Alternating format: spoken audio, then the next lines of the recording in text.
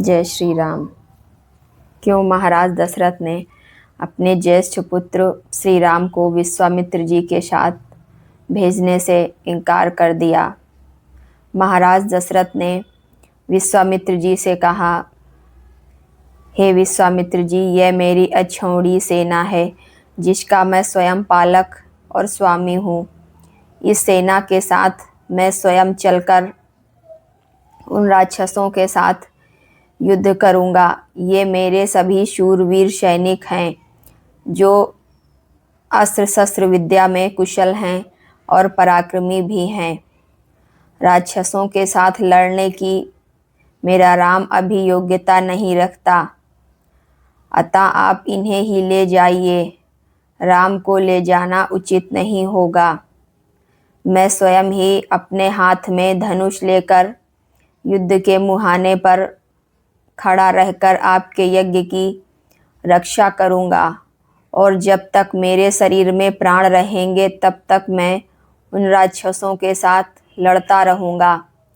आपके द्वारा नियमानुसार बिना किसी विघ्न के आपका यज्ञ पूर्ण हो जाएगा, अतः मैं ही वहाँ आपके साथ चलूँगा। मेरा राम तो अभी बालक है, इसने अभी तक युद्ध की विद्या ही नहीं सीखी, ना तो यह अस्त्र शस्त्र बल से संपन्न है, ना युद्ध की कला में निपुण है, क्योंकि राक्षस माया से छल कपट से युद्ध करते हैं। इसके सिवा मेरे पुत्र राम से वियोग हो जाने पर मैं 2 घड़ी भी जीवित नहीं रह सकता। मेरी अवस्था 60,000 वर्ष की हो गई है। इस बुढ़ापे में बड़ी कठिनाई से मुझे पुत्र की प्राप्ति हुई है। राजा दशरथ कहते हैं, वे राक्षस कैसे पराक्रमी हैं और किसके पुत्र हैं और कौन हैं? उनका डील डौल कैसा है और उनकी रक्षा कौन करता है? राम उन राक्षसों का सामना कैसे कर सकते हैं? राजा दशरथ की इस बात को सुनकर विश्वामित्र जी बोले, महाराज, रावण नाम से प्रसिद्ध एक राक्षस है जो महर्षि पुलस्त्य के कुल में उत्पन्न हुआ है। उसे ब्रह्मा जी से मुँह मांगा वरदान प्राप्त हुआ है, जिससे महान बलशाली और महापराक्रमी होकर वह राक्षसों से घिरा हुआ वह निशाचर तीनों लोकों के प्राणियों को अत्यंत कष्ट दे रहा है। वह निशाचर स्वयं आकर यज्ञ में विघ्न नहीं डालता है, वह अपने लिए तो इसे तुच्छ कार्य समझता है। उसी की प्रेरणा से 2 महान बलवान राक्षस मारीच और सुबाहु यज्ञ में आकर विघ्न डालते हैं। मुनि विश्वामित्र के ऐसा कहने पर राजा दशरथ बोले, मुनिवर, मैं उस दुरात्मा रावण के सामने युद्ध में नहीं ठहर सकता। आप मेरे पुत्र पर तथा मुझ पर कृपा कीजिए, क्योंकि आप मेरे देवता तथा गुरु दोनों हैं। युद्ध में रावण का वेग तो देवता, दानव, गंधर्व, यक्ष, गरुण और नाग भी नहीं सह सकते, फिर मनुष्यों की तो बात ही क्या है। रावण बलवानों के बल का भी अपहरण कर लेता है। मारीच और सुबाहु दैत्य शुंड और उपशुंड के पुत्र हैं। वे दोनों युद्ध में यमराज के समान हैं। यदि वे दोनों आपके यज्ञ में विघ्न डालने वाले हैं तो मैं उनका सामना करने के लिए अपने पुत्र को नहीं दूंगा। मैं उन दोनों में से किसी एक के साथ युद्ध करने के लिए अपने सभी सैनिकों के साथ चलूँगा। यदि आप मुझे ना ले जाना चाहें तो ना ले जाइए, तो मैं भाई और बंधुओं सहित आपसे अनुनय विनय करूँगा कि आप राम को छोड़ दें।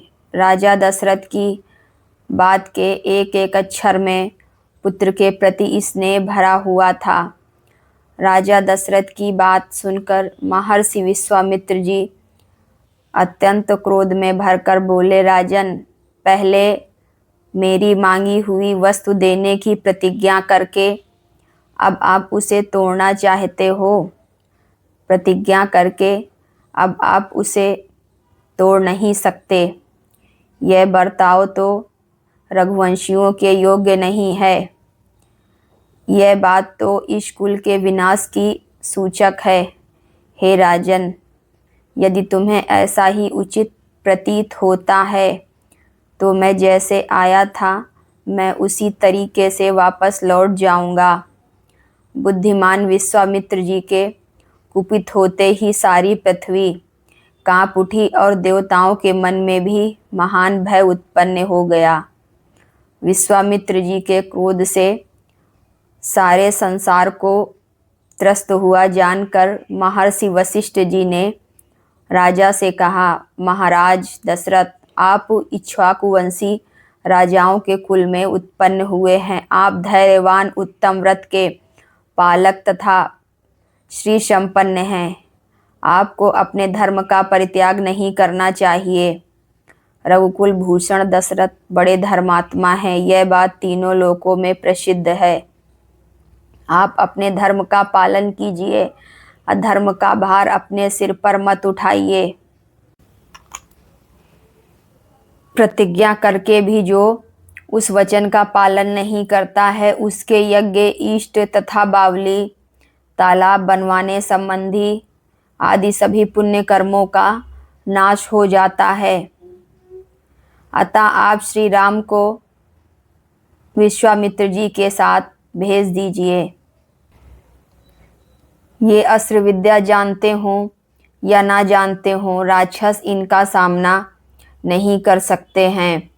श्री राम तथा महर्षि विश्वामित्र साक्षात धर्म की मूर्ति हैं। ये बलवानों में श्रेष्ठ हैं। वशिष्ठ जी ने कहा, तीनों लोकों में जो नाना प्रकार के अस्त्र हैं उन सबको ये जानते हैं। मेरे सिवा दूसरा कोई पुरुष इस सत्य को नहीं जानता है और ना ही जान पाएगा। अतः आप श्री राम को विश्वामित्र जी के साथ भेज दीजिए। हे राजन, मेरा बस आपसे यही निवेदन है। तीनों लोकों के कल्याण के लिए ये कार्य बहुत आवश्यक है।